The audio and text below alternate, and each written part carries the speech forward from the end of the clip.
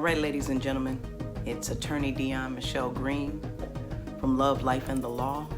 And I've got an interesting subject for you today, just something to pontificate over. Google it. I know that there are many types of people on the planet, but I'm going to categorize them in 3 categories, and then you can kind of tell me what you think. So, the first category of people are the people who have life smarts.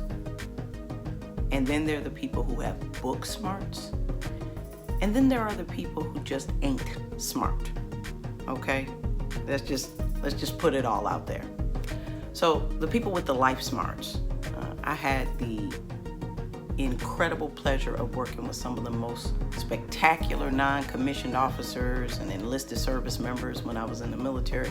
There are people who work in service industries or who own their own businesses who decided that school just wasn't for them.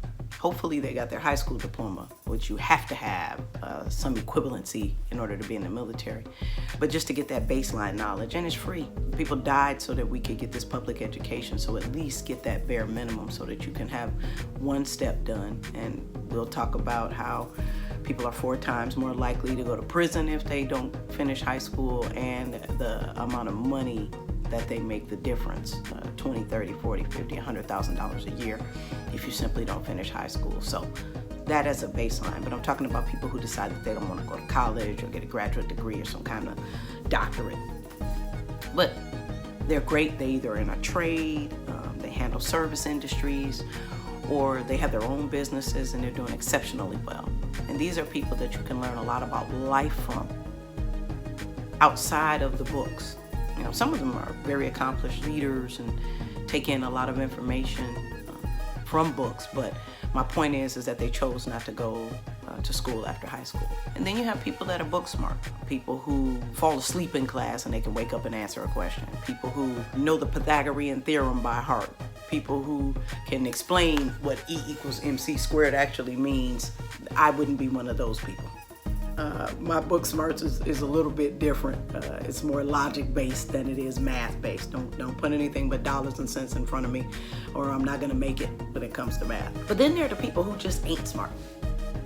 No matter what you do, what you say to them, no matter how many times they bump their heads, you guys know the definition of it, insanity, is doing the same thing over and over again, expecting a different result.